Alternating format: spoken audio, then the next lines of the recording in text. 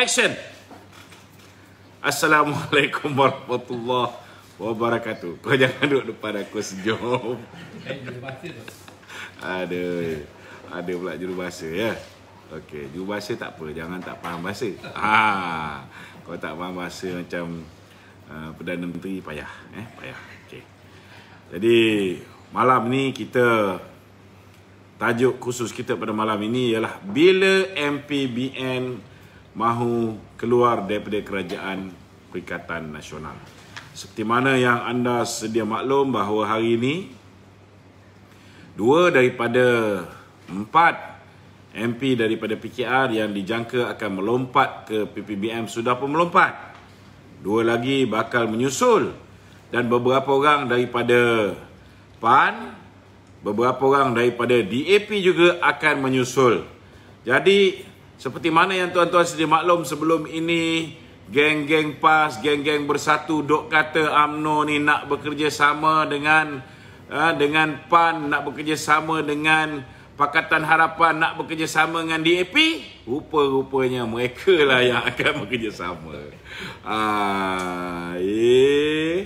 Sekarang tadi. Bagus tuan-tuan. Saya cukup seronok bila tengok macam ni. Sebab sebelum ni mereka duk kata UMNO ni. Sedangkan tuan-tuan, kalau kita lihat bila Peja ni telah dibuat undi tak percaya ke atas dirinya.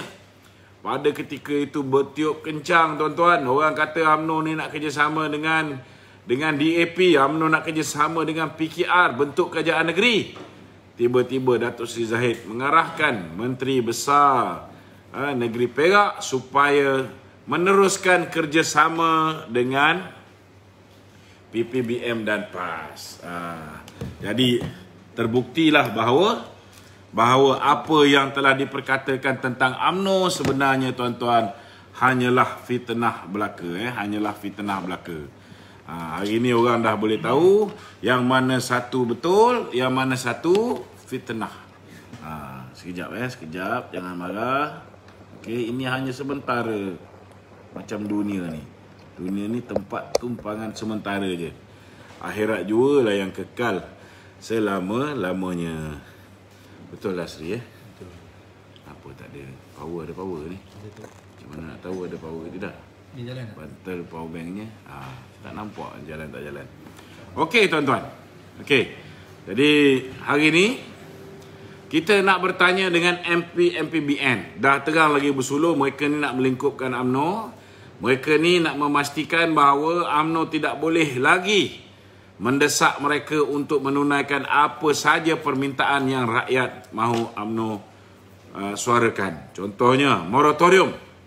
Sehingga hari ini tuan-tuan tidak ada lagi moratorium wajib untuk mereka yang diazab oleh Muhyiddin Yassin tidak dibenarkan keluar mencari makan secara sempurna.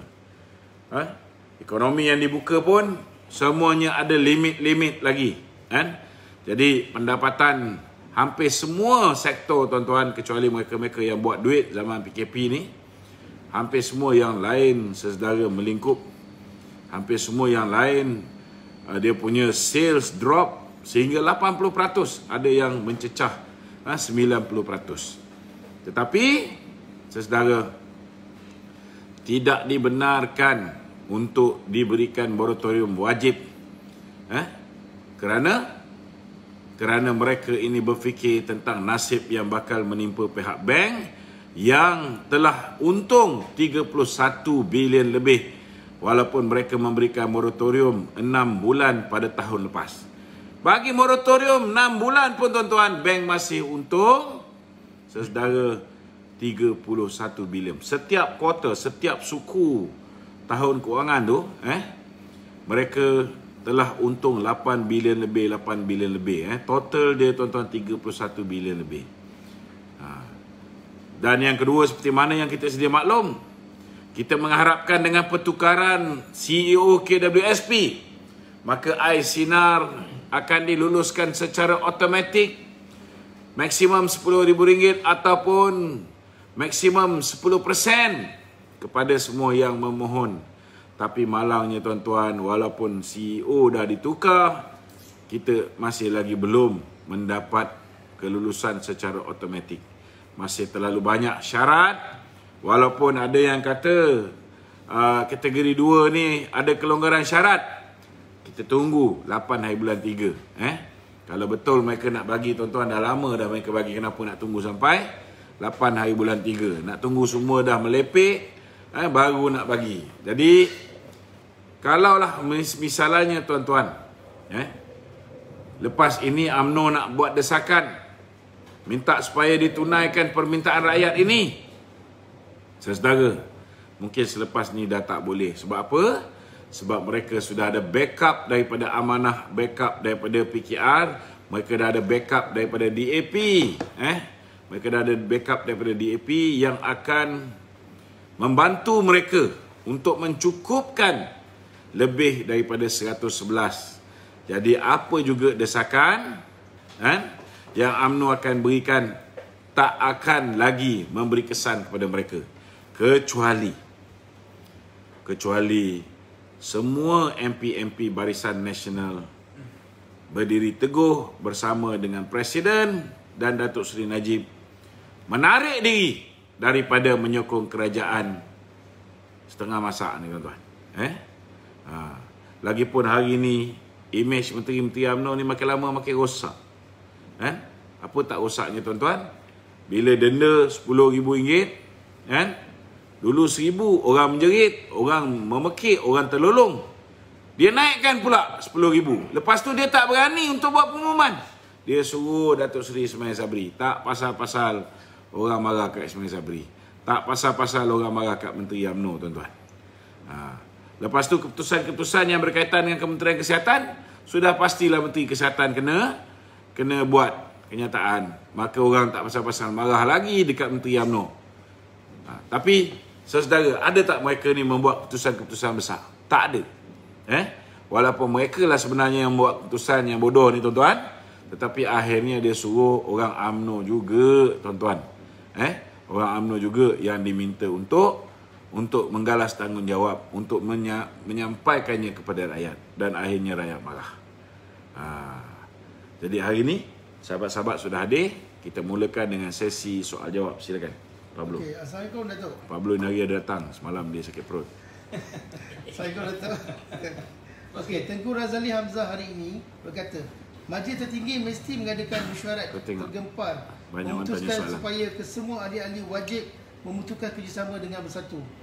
Dan kehendak perwakilan 147 bahagian UMNO dan wajib mengundi untuk menolak kepimpinan Tan Sri Mudi Yassin selaku Perdana Menteri dan ketua-ketua Perikatan Nasional, dan meminta ahli-ahli parlimen daripada semua parti-parti komponen Barisan Malaysia turut sama mengundi menolak kepimpinan Tan Sri Mudi Yassin sebagai Perdana Menteri sebelum parlimen dipanggil. Saya dah lama dah setuju dengan kenyataan ni, dan itulah yang kita cakap. Bukan setakat itulah kita cakap beberapa bulan kebelakangan ni.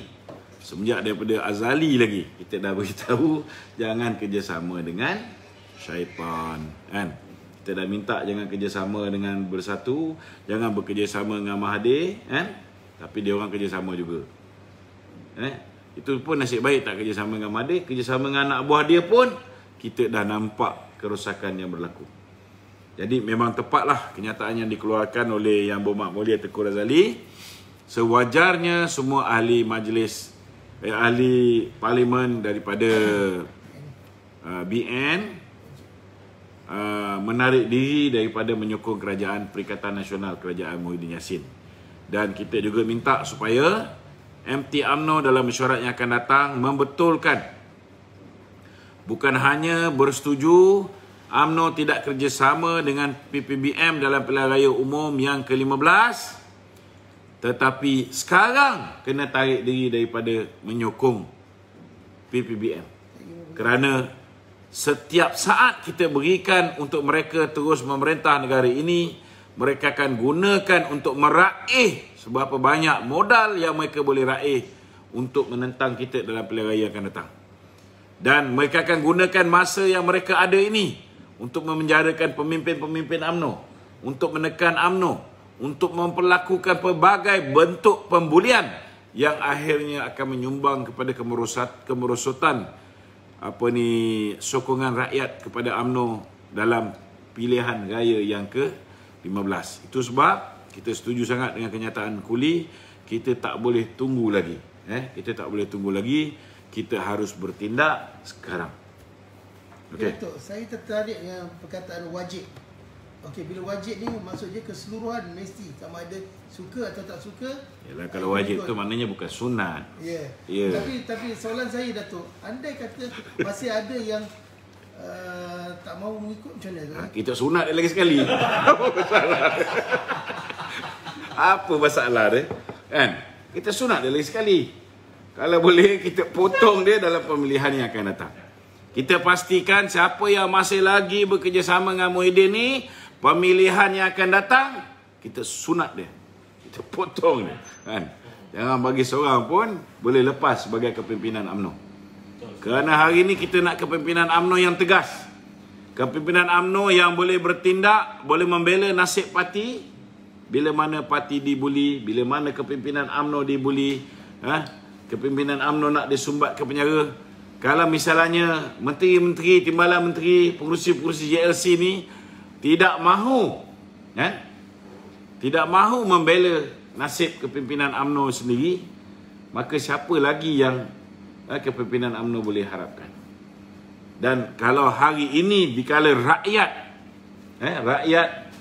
menderita dengan pelbagai bentuk tekanan dan undang-undang bodoh yang dilaksanakan oleh kerajaan Muhyiddin ini, kalau kita tak bangkit membela nasib mereka, siapa lagi yang rakyat nak harapkan?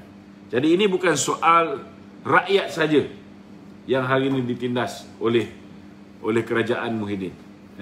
Termasuklah kepimpinan UMNO sendiri ditindas dikala mereka ni berkawan dan diangkat oleh kita untuk menjadi Perdana Menteri. Dia boleh tindas kita. Dan lepas ini, bila mereka dah ada pengganti kepada sokongan kita, mereka dah bawa masuk orang PKR, mereka dah bawa masuk orang DAP, mereka dah bawa masuk orang amanah, maka lepas ini lagilah teruk dia kerjakan kita. Dan akhirnya disebabkan kita lambat bertindak, mereka akan bertindak dulu.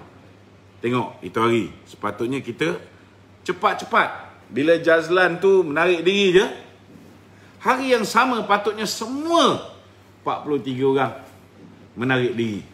Jadi tuanku pun tak boleh bagi nyawa kepada Zahid untuk kepada Muhyiddin untuk menjadi aku tengok kau ni, aku dah teringat Datuk Zahid ni, kan? Orang buat Datuk Zahid ni orang Teluk Intan.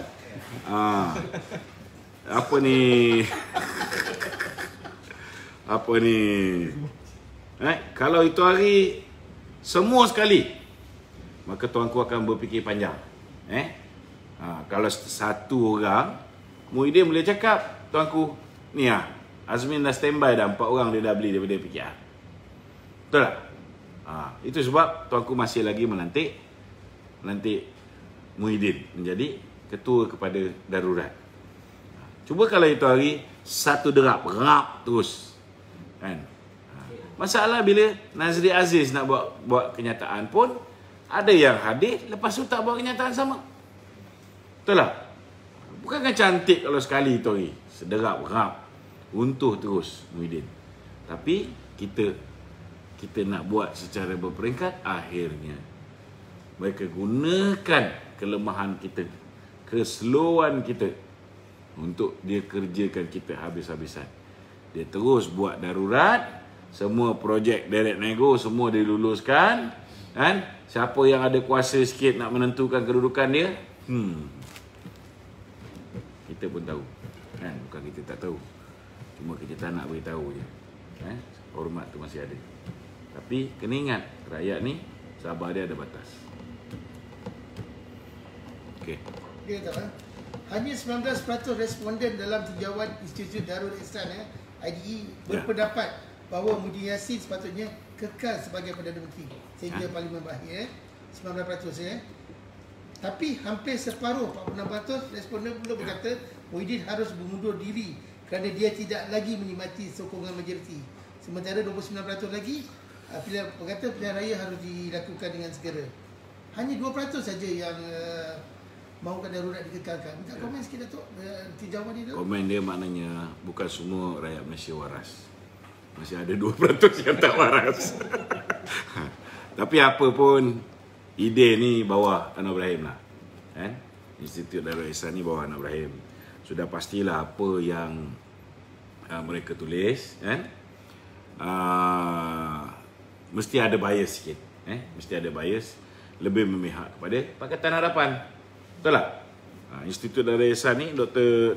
Ridwan tak silap. Kan? Dulu bukan UMCED apa? Tak ingat. Kan? Tu orang Anwar tu dulu. Habib kan. Jadi kita boleh agak lah. Namun begitu. Mungkin sampling yang diambil tu lebih mirip kepada orang-orang Pakatan Harapan. So di kalangan orang Pakatan Harapan 2% yang nak Muhyiddin terus kekal. Kan? 19% nak Muhyiddin kekal sebagai PM, tak mau pilihan raya. Tapi 2% nak apa tadi? Darurat. Tak nak darurat. Mau darurat. Mau darurat dikekalkan. 2% yang nak darurat dikekalkan. Yang lain semua tak nak. Okey. Maknanya 2% tu percaya lah yang bahawa darurat ni betul-betul untuk COVID lah. Kan? Kita sangka baik lah. Kan? Walaupun yalah ramai orang dah tahu, tapi kita kena faham bukan semua orang ni cerdik dia sama, kan? Tak sama. Tapi walau bagaimanapun Datuk, kalau ikutkan dia punya sama juga, semua sama juga yang utusan. Kena faham utusan ni tidak mewakili rakyat Malaysia keseluruhan dia. Kan? Jadi keputusan utusan boleh kita ukur sebagai suara orang Melayu. Kan? Suara orang Melayu nakkan 60% mahukan Najib menjadi Perdana Menteri. Kan? Tapi dahsyat juga dia orang Anwar Ibrahim pun hebat juga mengejar daripada belakang. Dia suruh budak dia semua sekali undi. Dia dah jadi nombor 2. Hari ni pula PAS pula hebat juga. Kejar. Jadi nombor 2. Hebat.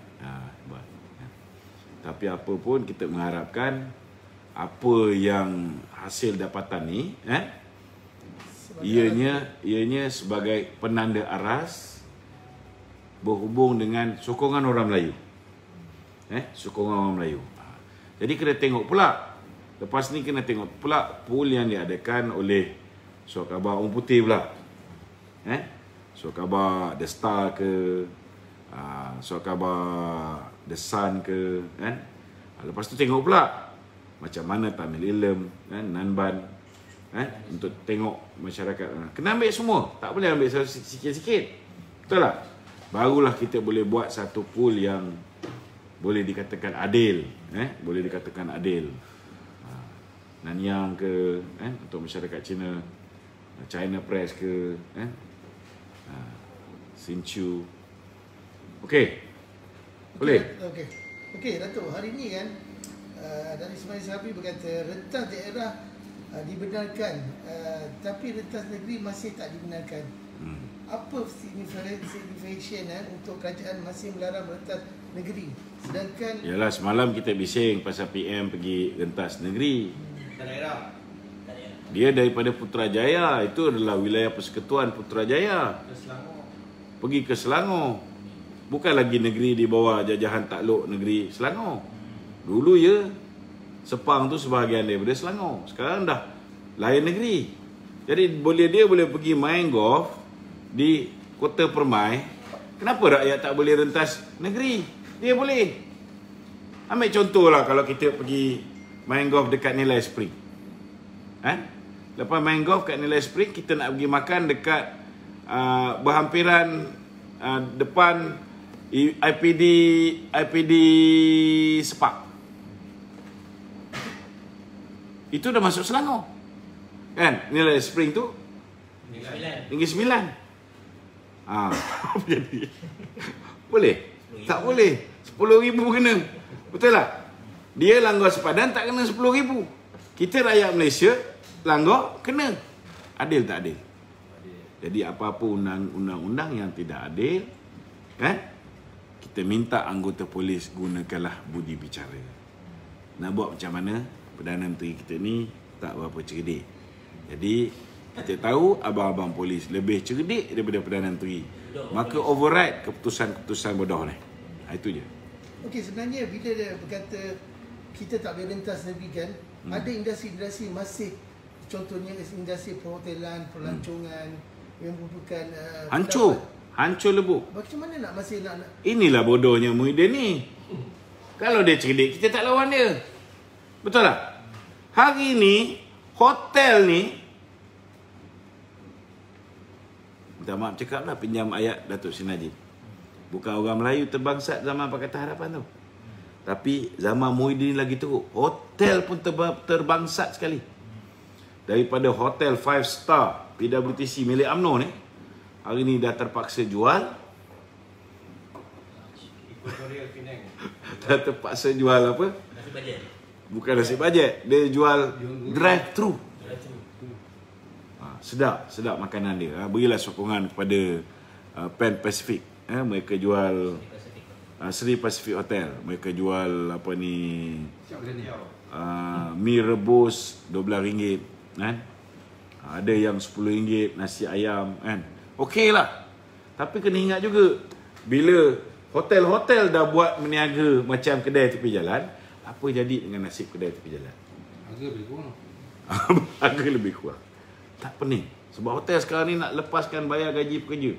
Dia orang tak nak buang pekerja. Kesian. Kan? Kenapa benda ni semua berlaku? Sebab kita tidak ada pemimpin yang memikirkan nasib yang bakal menimpa industri pelancongan. Kerana hanya nak menyelamatkan diri dia sebagai Perdana Menteri.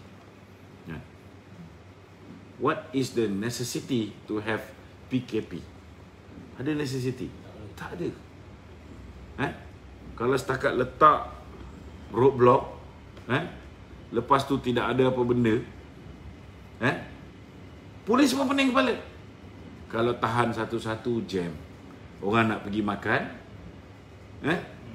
ada masa pukul 12.45 sampai pukul 2, 1 jam suku. Kalau dah sangkut kat roadblock tu setengah jam, berapa minit dia nak patah balik? Betul tak? So berapa banyak masa dia boleh luang untuk makan? Silap-silap makan, terbelekik, dah mampus pula seorang. Ini benda ni pemimpin kita tak boleh fikir. Sebab apa tak boleh fikir? Sebab dia memang tak fit nak jadi Perdana Menteri. Tapi kadang-kadang nak beritahu, orang bodoh pun boleh jadi Perdana Menteri. Dengan syarat he must be a good listener. So bila dia a good listener, satu benda yang dia tak boleh nak bodoh, dia mesti jadi seorang yang boleh buat good evaluation, penilaian yang baik.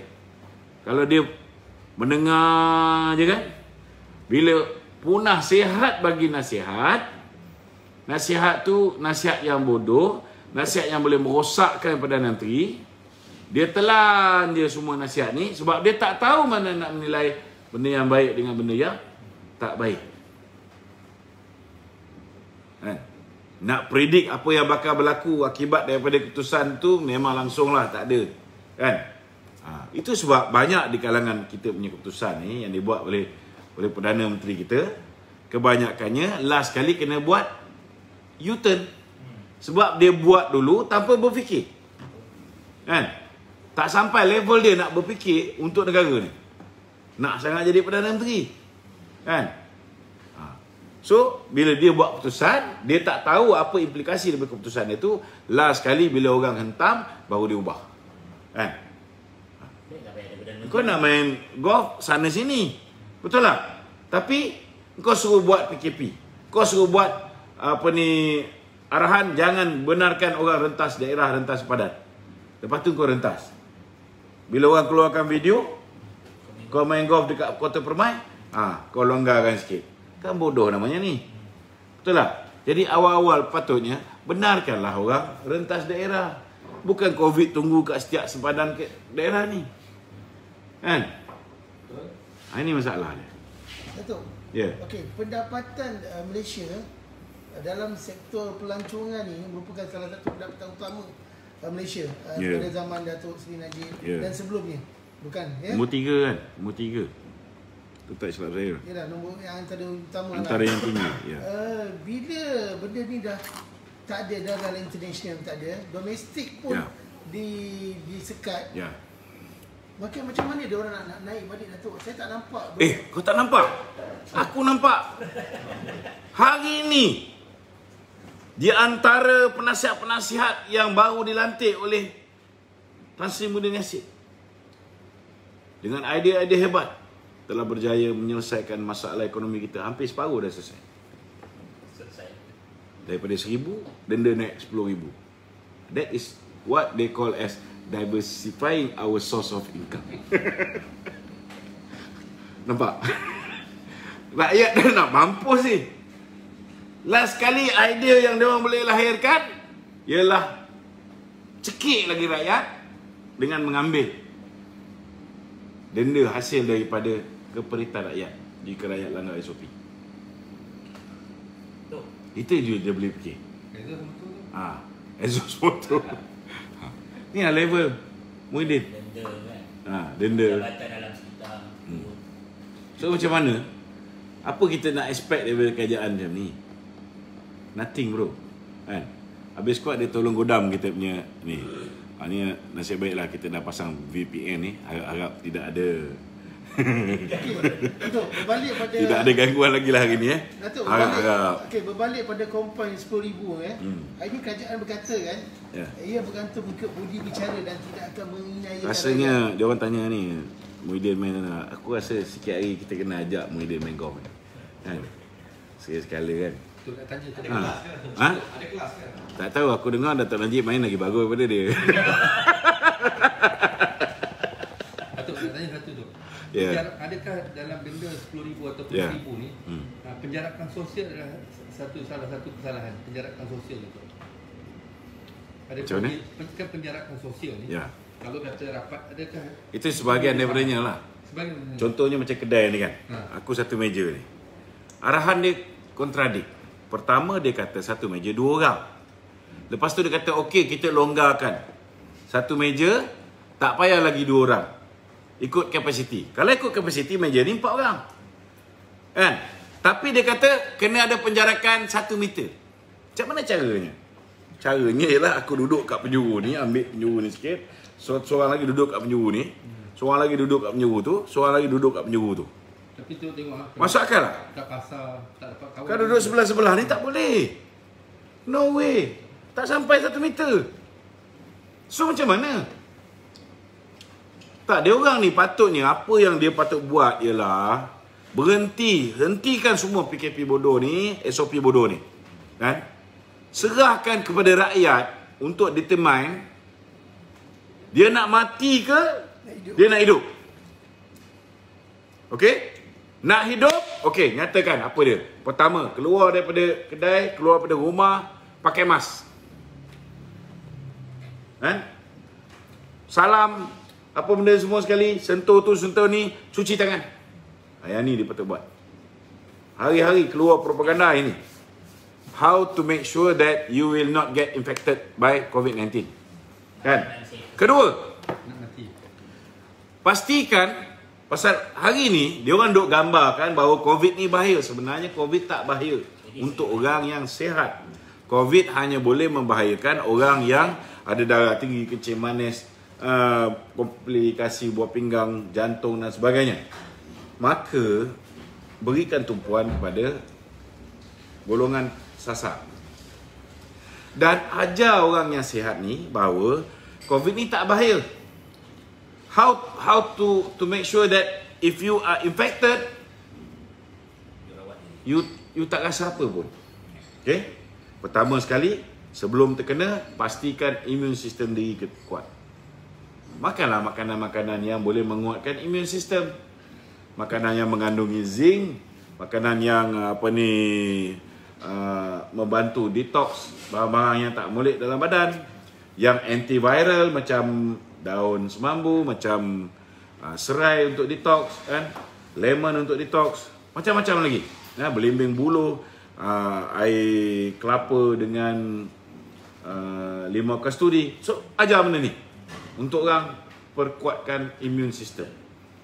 Siapa ada berduit sikit, makanlah Vivix, makan transfer factor, makanlah benda-benda yang ubat daripada Shaklee ke apa-apa produk yang ada, kan? Kalau yang mana ikut Islam, gunakan habatus sauda. Kita pun ada keluarkan habatus sauda campur dengan madu, kan? Ini yang diajar dan ini yang diajar denda, kan? Okey, kedua, katakanlah kena juga. Beritahu. Hari ni dah 200,000 orang yang kena positif. So takkan kau nak letak 200,000 orang ni dekat tempat pusat kuarantin. Yang sehat pun kau letak kat pusat kuarantin. Itu yang dia orang pergi main pocor-pocor, kan? Dia ada berpindah mata sana. So berapa banyak duit negara yang terpaksa digunakan untuk mengayakan kroni-kroni kepada mereka-mereka yang ada kuasa untuk memberikan projek pembekalan katil, projek pembekalan tapak, projek pembekalan itu, pembekalan ini, pembekalan ubat dan sebagainya, kan? Lebih baik terus beritahu rakyat apa yang dia patut buat kalau dia kena, kan? Duduk kat rumah, jangan keluar rumah, kan? Sementara tu, ini ubat dia. Pertama sekali boleh gunakan hydroxy chloroquine, ubat malaria. Siapa tak nak pakai ni, pakai ivermectin. Ini dah terbukti dah. Terbukti. Itu ubat yang patut dia buat. Ubat boleh hantar menggunakan Lalamove, kan? Orang-orang yang menjadi dispatcher ataupun rider Lalamove ni pun boleh buat duit, kan? Rakyat juga dapat. Nak tanya satu tu. Tanya. Cara peribadi tu. Ya. Datuk percaya tak Tan Sri Muhyiddin cucuk Pfizer tu? Saya pribadilah, saya pribadi. Tak, saya cakap terus terang, kita ni membaca. Kita tahu bahawa orang yang ada kanser adalah sebahagian daripada mereka yang dalam senarai, mereka-mereka yang tidak digalakkan untuk mengambil vaksin ni. Jadi bila Muhyiddin kata dia nak ambil vaksin, itu yang aku awal-awal cakap, dia ni nak ambil air suam ke vitamin C. Kan?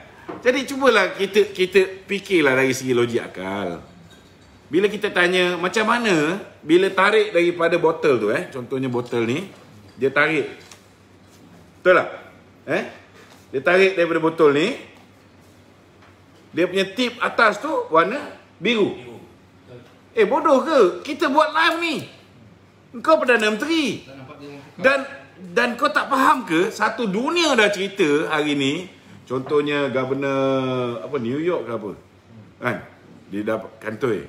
Ada Perdana Menteri. Beberapa orang Perdana Menteri dah kantoi ni. Ada yang jarum kelepit Israel apa semua, kan? So orang dah tahu dah taktik ni. Mestilah orang fokus betul-betul kat mana batang jarum tu. Nak tahu betul ke tak betul. Jadi janganlah kau gunakan silap mata time ni. Kalau nak betul kau nak buat pun, awal-awal lagi kau ada place botol tu, lepas tu kau seal lah kotak tu, kan? Letaklah dalam tu minyak cat kapak ke ataupun vitamin C ke, kan? Dah seal siap-siap, tanda sikit, kan? Tanda sikit. Lepas tu ambil benda tu. Kau nak menipu ni kena ada cara, ada teknik, kan? Ini masalah Muhyiddin ni. Dulu bila kau bersama dengan Mahathir, kau tak belajar habis. Itu problem dia. Tak menuntut ilmu dengan penuh. Kan? Sedap Mahathir. Mahathir ni kalau dia menipu, kan? Orang tak berapa nak perasan. Kan? Tak semua orang lah tak perasan, kan? Aku sentiasa perasan. Betul tak? Lepas tu bila tarik tu daripada botol ni, menggunakan jarum yang tip dia warna biru. Tiba-tiba nurse tu letak kat dalam bekas. Tiba-tiba bila dia nak ambil untuk inject, tip dia dah bertukar warna oranye ataupun warna merah. Memang nampak orang tukar, tak ada nampak. Tak ada nampak tukar. Tak ada. Lepas tu dia inject. Nampak terang dan jelas. Tak habis pula tu. Lepas tu tak habis. Tak habis. So jawapan dia tu. Jadi macam mana kau nak yakinkan rakyat? Rakyat bukan bodoh. Ini zaman sains dan teknologi. Gambar kau tu boleh dibesarkan. Hari ni nak beritahu yang tak boleh dibesarkan ni hanya gambar Azmin Ali je. Yang itu tak boleh, tuan-tuan. Yang ini, tuan-tuan, sampai mampus pun dia tetap blur.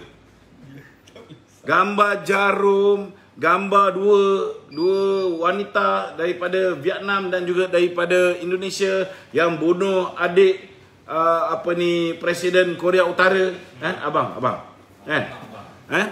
Semua boleh dibesarkan, semua boleh jelas. Termasuklah jarum tu. Fosil pun fosil. Cuma jarum Haziq tu yang tak boleh dibesarkan, tuan-tuan. Kan? Kita nampak jelas. Tapi bila pemimpin-pemimpin kita tu dia tengok aksi Haziq dengan Azmin tu, dia ada kata pengaburan, bukan kata penjelasan, kata pengaburan. Tiba-tiba jadi kabur tak tentu pasal. Itu yang sampai sekarang tidak ada pendakwaan ke atas Azmin Ali. Macam mana? Perak man pun orang bercam bila dapat muka dia. Tetapi terbukti sudah bahawa rakyat Malaysia ni, seluruh Malaysia ni, hanya 101 orang saja yang penglihatan dia kabur. Kurang jelas. Apa bukti dia? Bukti dia apa? Hanya 101 orang yang mengundi Azmin Ali sebagai Perdana Menteri. Nampak tak? Saya ingat mungkin salah seorang daripadanya yang tak berapa nampak tu lah, yang dekat Bukit Aman tu. Itu mungkin salah seorang. Hanya 101 orang je yang memberikan sokongan kepada Azmin Ali sebagai bakal Perdana Menteri. Maknanya memang dia tengok Azmin je kabur. Suci. Tak nampak terus. Tapi orang lain boleh nampak. Kan? Dan lagi satu, kalau kita guna otak kita yang logik akal, siapa di antara kita ni yang tak pernah kena suntik? Everybody need to be vaccinated. Contohnya BCG. Betul tak? Cuba ingat tak masa BCG tu, doktor ambil pakai jarum tu, doktor cocok pun pakai jarum yang sama. Ada tak pernah kita pergi hospital ke apa, doktor tu dah ambil daripada botol tu, kemudian dia tukar, dia ganti kerana takut benda ni ada kuman bakteria. Kan? Apalah bongok jawapan tu yang menyakitkan hati kita. Seolah-olah macam, yalah, they insult our intelligence lah. They insult our intelligence. Itu je. Seolah-olah macam rakyat Malaysia ni bodoh sangat. Betul tak? Kau boleh terima jawapan daripada Kementerian Kesihatan. Kata mereka terpaksa tukar jarum kerana takut ada dekat botol tu ada kuman ke apa. Kalau dah cocok tu, dah tarik masuk dalam, maknanya kuman pun dah masuk dalam. Betul tak? Patut awal-awal bagi kuman HIV ke apa tu, bagi cocok je tu. Saiz jarum tu lain tu. Saiz sedut, sama je. Tak payah duk sembang lah. Kalau set time sedut tu, nak kena beritahu. Memang ada keadaan. Contohnya nak cari nerve. Kan? Dia bawa masuk, apa dia panggil tu? Yang besar punya jarum tu. Kemudian dia akan buka. Itu untuk orang yang warded. Lepas tu dia cocok ke dalam tube tersebut. Itu untuk orang yang warded. Kalau setakat pergi ke hospital jab ni, anak aku yang kecil tu pun jab, dia ambil pada situ, dia terus jab je bro. Tak ada pun tukar-tukar jarum. Budak kecil lagi lah bahaya. Kiranya kantoi lah, kira senang cakap. Kantoi. Kadang balik. Tak boleh. Kantoi bro. Buat apa? Sekarang ni abah kau ni buat apa pun, memang kantoi. Hari ni dia kata, kedudukan saya hari ni semakin kuat. Saya tidak perlu darurat untuk mengekalkan kuasa. Kalau kau kuat hari ni, kau dah buka dah sidang parlimen. Betul tak? Dan kalau kuat, kenapa time darurat ni kau sibuk nak bawa masuk 2 orang PKR masuk parti kau? Hari ni ada 2 orang lagi bakal masuk parti kau. Hari ni daripada PAN ada yang akan masuk PPBM. Ada daripada DAP akan masuk PPBM. Untuk apa? Sebab engkau tak ada majoriti. Bila tak ada majoriti, barulah dia kelang kabut pergi cari sokongan untuk masuk parti dia. So apa cerita parti dia kuat tak perlu untuk diadakan apa? Tidak perlu dibuat darurat. Darurat ni sebenarnya kononnya kerana Covid. Orang gila tepi jalan kalau kau tanya orang gila yang tadi tu, kan? Dia orang pun tahu, kan? Bahawa darurat hari ini adalah kerana Muhyiddin nak mengekalkan kuasa sebagai Perdana Menteri. Nothing else. Pasal Covid ni tuan-tuan, dia pun tak peduli lah korang kena Covid pun, kan? Tak payah duk sembang lah. Mana lagi bahaya tuan-tuan? Tak makan ke kena Covid lagi bahaya. Tak makan boleh mati. 3 hari tak makan mati tuan-tuan. 30 hari tak minum mati. Kita manusia, kan? Mula-mula buat pinggang rosak, kan? Tuan-tuan pernah rasa tak makan? Saya pernah rasa. Saya pernah tak makan 13 hari. Ketika saya di dalam kem tahanan Kemunting, kita minta macam-macam tak dapat, kita buat mogok lapar. Kita buat mogok lapar. Tapi kita pun bukan bodoh, kan? Mogok lapar kita pun menggunakan otak kita. Kita tahu bahawa manusia kalau lebih 3 hari tak minum air, buah pinggang akan start rosak. Jadi mana yang kita boleh hari ni, saya nak beritahu tentang ni. Orang duk risau sangat pasal Covid ni. Berapa orang yang mati? Ni. Statistik ni saya nak beritahu Pada tahun 2015, 148,000 orang mati. Okey. Tahun 2016, 165,000 orang mati. Betul? 162. Yelah, kau tengok terbalik. Kau tengok betul. Okey. 2017, 170,000. 2018, 173,000. 2019, 179,000. 2020, 146,000. Ni sampai November Kalau sampai Disember lebih kurang dalam 150 lebih Maknanya dikala negara berhadapan dengan COVID-19 tuan-tuan kadar kematian tahun 2020 menurun berbanding 2019 yang tak ada Covid, 2018 tak ada Covid. Jauh pula tu beza dia. Dekat 20,000 orang beza dia tuan-tuan. Dan daripada 140 lebih dan kemudiannya menjadi 150 lebih orang yang mati ni saudara, saya nak beritahu hanya 0.26% mati kerana Covid. Hanya 0.26% daripada 148,000 tu tadi, hanya 0.26, tak sampai 1% mati kerana Covid. Jadi apa yang kita takut sangat? Apa yang kita takut sangat? Tak sampai 1%. Dan dapatan daripada pakar perubatan kita, dia mengatakan daripada 0.26% ini pula, hanya 12% mati betul-betul Covid je punca dia. Yang lagi 88% mereka ni mati kerana pertama, paling tinggi orang ada darah tinggi, kena Covid memang bahaya. Nombor 2, orang ada kencing manis, kena Covid memang bahaya. Jadi tuan-tuan kena faham, 88% ni mati kerana sakit kritikal mereka ditambah dengan Covid. Yang itu yang menjejaskan kesihatan mereka sehingga membawa maut. Tuan-tuan. Okey. Datuk. Ada soalan lain? Okey, berkenaan denda 10,000, kerajaan hari ini menegaskan hukuman maksimum itu adalah untuk mereka yang melakukan kesalahan berulang kali dan kategori kesalahan ingkar yang berat. Soalan saya Datuk, macam mana kita nak katalah penguatkuasa tu berpendapat dia melakukan kata pakai mask, tak pakai mask. Okey, I find you 10,000. Dia senang je. Pertama sekali, ada budi bicara. Pertama sekali, Datuk Sri Ismail Sabri dah buat report polis menafikan bahawa video yang mengatakan, dia kata tu tahun lepas punya video. Okey, maknanya tak betul lah bahawa siapa yang salah akan dibawa pergi mahkamah. Tak betul. Betul tak? Ini apa yang saya faham berdasarkan report polis yang dibawa oleh pegawai beliau. Maknanya yang akan menentukan seseorang itu didenda ataupun tidak bukan hakim, tetapi pihak polis. Okey. Saya nak tanya dengan kerajaan Muhyiddin ni.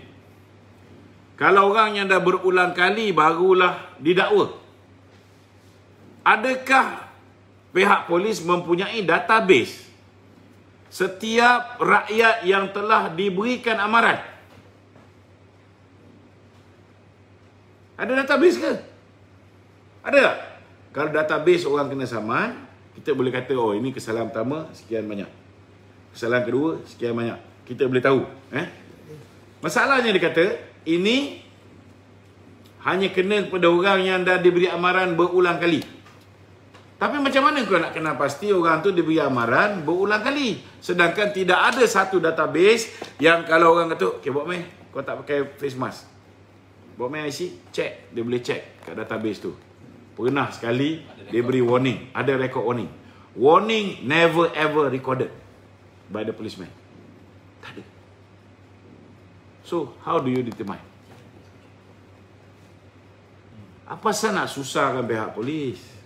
Last sekali pihak polis yang kena maki. Padahal arahan bodoh daripada Muhyiddin nak menambah pendapatan negara. Kerana dia tak reti macam mana nak diversify our source of income. Macam mana nak menambah kita punya pendapatan. Dan kau tutup sektor-sektor ekonomi yang penting, mestilah pendapatan negara berkurangan. Walaupun kau dah jual semua aset semua semenjak zaman Pakatan Harapan. Kan? So what do you expect? Mestilah income turun. Tapi income turun bukan ni caranya nak dapat income lebih. Dengan menjerut rakyat. Rakyat minta supaya 10,000 yang mereka mohon daripada Aisina diberikan tanpa syarat. Tapi yang ini dia bagi tanpa syarat, denda 10,000. Nak elak benda ni senang je. Tukar Perdana Menteri. Kalau ada Perdana Menteri yang cerdik sikit, insya-Allah tak akan jadi macam ni. Bro, Santara tu ex my boss. Dia sebenarnya dapat status PR New Zealand. MP kita ada status PR New Zealand. Syarat untuk kekal PR kena tinggal di New Zealand dalam setahun lebih dari 30 hari. Sebab itu dia kena ambil cuti tanpa gaji. Kaki kelentong. Tu alasan dia kata lawat family. Bini dia kat Kajang, Century Heights. Ini saudara siapa ni? Mantoba. Sebenarnya aku tengok ni orang lain yang post ni tiba-tiba Mantoba. Sebenarnya orang lain yang tu. Ni dekat grup kita. Dia copy orang lain punya. Okey. Ada satu orang netizen tu. Daripada Roger Moore. Roger Moore. Ini James macam Bond. James Bond ni. Dia tanya bila agaknya Datuk boleh berbaik dengan Papa Gomo ni. Nak baik Papa Gomo? Dia tanya. Boleh, insya-Allah. Bila masuk PPBM. Sekarang aku ni nak masuk UMNO, bukan nak masuk PPBM. Apa pasal nak baik dengan Papa Gomo? Okey. Okey Datuk, saya tak nak sebut sentuh pasal vaksin ni Datuk Okey. Tapi ada sikit Kau ni balik-balik vaksin. Patut ada sikit-sikit. Okey, mesyuarat pihak berkuasa Kuala Dadah hari ini memberi kelulusan bagi pendaftaran bersyarat vaksin COVID-19 yang dikembangkan oleh firma Britain AstraZeneca dan firma China Sinovac. Okey, sebenarnya kenapa visa tak ada? Bukan. Habis? Okey, adakah dengan ada 3 sekarang ni Datuk? Okey. Okey, adakah rakyat Malaysia yang mendaftar berhak untuk memilih? Itu soalan saya. Itu soalan tu kau patut ajukan kepada YB Khairi Jamaluddin. Dia menteri yang menjaga hal ehwal vaksinasi. Betul tak? Ini dia kena faham. Ada soalan, kau boleh tanya pandangan aku. Kalau kau tanya pandangan aku akan bagi pandangan. Rakyat harus dibenarkan untuk memilih sama ada mahu divaksinasi ataupun tidak. Dan mereka juga perlu dibenarkan untuk memilih seperti mana YBKJ nak pilih Sinovac ke, nak pilih yang murah ke, nak pilih yang mahal ke, kan? Sepatutnya. Sepatutnya. Tetapi kena ingat negara ni ada undang-undang. Seorang yang membekalkan vaksin tu secara percuma, dialah menentukan apa undang-undangnya. Kan? Cuma yang sibuk sangat pasal vaksin ni pasal apa? Kan? Yang ni ada setengah-setengah ni marah sangat pasal apa? Ahli politik ni ambil vaksin. Bagi je lah dia orang ni ambil vaksin. Biar dia orang jadi tikus makmal. Kan? Lepas tahun dia orang ambil vaksin, kau tengok dia orang belum mati lagi. Baru kau orang ambil vaksin. Apa dah? Statistik kematian 0.38 je. 0.38. Ini dah itu hari sampai November. Statistik kematian sehingga 2 hari bulan 3 2021. Hanya 0.38% yang mati. Itu pun campur dengan. Okey, ini mereka yang dijangkiti dan mati 0.38%. Tapi yang tadi tu keseluruhan kematian 0.26 saja akibat daripada COVID. Itu pun 88% kerana ada sakit kritikal. Ini update baru 9 minit. Atas cadangan serta penilaian risiko oleh KKM, sidang khas membuat keputusan untuk semua 4 negeri PKP iaitu Selangor, wilayah Persekutuan Kuala Lumpur, Johor dan Pulau Pinang ditukar status kepada PKPB bermula 5 Mac 2021 sehingga 8 Mac. Kita ucap terima kasih kepada Datuk Seri Ismail Sabri. Nasib baik tuan-tuan, ada juga orang UMNO memperjuangkan nasib kita. Kan? Kita pun harap supaya cepatlah PKP bodoh ni diberhentikan. Kan? Kalau boleh nak cepat lagi, kita berhentikan sekali Muhyiddin ni. InsyaAllah lagi cepat. Okey, ada lagi? Tok, satu soalan. Ya, sekarang ni saya tengok ramai kawan-kawan yang kenalan saya sendiri jatuh bankrupt apabila syarikat mereka ada bermasalah. Ya. Dan disebabkan oleh juga bankrupt ni, dia orang tak boleh buka akaun bank. Bila tak boleh buka akaun bank atas nama dia orang nak apply pada kerajaan untuk masuk dalam akaun dia orang pun masalah. Tak boleh. Jadi bila mahkamah dibuka, jatuhkan bankrupt berjalan kan, kenapa tiada, kita tahu yang dia ni anak emas, tetapi kenapa tidak ada suara-suara daripada ahli-ahli MP yang pembangkang ni mempersoalkan Zeti Aziz ni, kenapa dia punya akaun dia dah terima berjuta-juta duit daripada Jolo ni tidak didakwa? Kenapa MP pembangkang tak bersuara? Akaun milik Taufik Aiman dan juga Aziz Taufik di Singapura dibekukan. Suami dia dibekukan. Zeti tak ada akaun situ. Hanya anak dengan suami lah. Hanya syarikat yang dimiliki oleh suami dan anak Zeti dibekukan. Di Malaysia ni tak akanlah dibekukan. Dia anak emas Tun Mahathir. Maknanya duit yang dah dimasukkan dan dibawa ke Malaysia. Laki dia pun kroni Muhyiddin juga. Dulu Muhyiddin bagi projek Telaga Tiup sekolah-sekolah dulu Sabah Sarawak sana, bagi dekat Taufik Aiman. Tapi kalau dalam kes tu, saya tengok DAP tak nak ulas, CBBM tak nak ulas, keadilan tak nak ulas. Macam mana DAP nak ulas, kau tak tengok? Perkasa pun kena bayar RM150,000. Kamu tak ulas dalam hal dekat. Tak, itu kau tak boleh faham lagi ke hubungan antara DAP dengan Muhyiddin ni masih ada. Cuba tengok kes terus. Postpone bila bicara? Sebutan bulan 6 nanti. Betul tak? Sebutan bulan 6, bicara lagi lama. Tapi kenapa kes-kes yang melibatkan pemimpin UMNO dia nak buat cepat, nak bagi habis? Kalau boleh, dia orang ni semua dah masuk penjara. Bila tamat je darurat, dia orang boleh buat pilihan raya dalam keadaan Datuk Seri Najib, Datuk Zahid dah berada dalam penjara. Sebab dia tak ada saingan dalam pilihan raya. Dia takut. Dia tahu confirm dia kalah. Itu sebab kita tengok pensyarah Universiti Utara Malaysia, Dr. Masyita apa nama dia, yang telah mengatakan bahawa Datuk Seri Najib pilihan sebagai Perdana Menteri yang ke-9. Tiba-tiba hari ni kan kita tengok dia buat U-turn dah. Dia kata kerajaan Muhyiddin dan PN berpeluang menang dalam pilihan raya yang ke-15. Kenyang. Tak ada kenyang, mungkin ugutan lah. Kita bersangka baik. Bersangka baik ya? Mungkin ugutan. Kan? Kalau orang, yalah, bukan semua orang ni jenis hati kering, kan? Dan ahli-ahli akademik ni sepatutnya mereka ni berhak bersuara. Walaupun kita menyampah dengan ahli akademik setengah-setengah tu menjilat Muhyiddin ni berlebihan. Betul lah. Sepatutnya kan, sepatutnya kita, yalah, kita tak boleh nak kita takkan kita nak ugut dia ke apa kan. Tak boleh lah. Itu hak dia orang sebagai ahli akademik. Cuma habis kuat kita boleh cakap inilah teori Profesor Kangkung kan. Tapi bila time ada yang seorang yang berani, dia pun kod bancian yang dibuat oleh utusan Malaysia.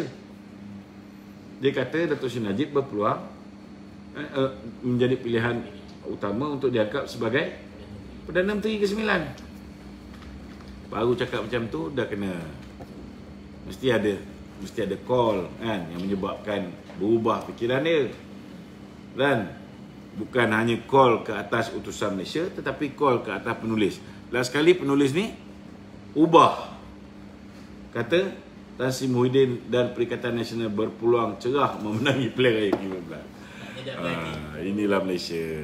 Inilah dipanggil kebebasan akademik dan kebebasan media di zaman Muhyiddin Yassin. Okey, ada lagi? Selesai? Tak ada? 1, 2, 3. Assalamualaikum warahmatullahi wabarakatuh.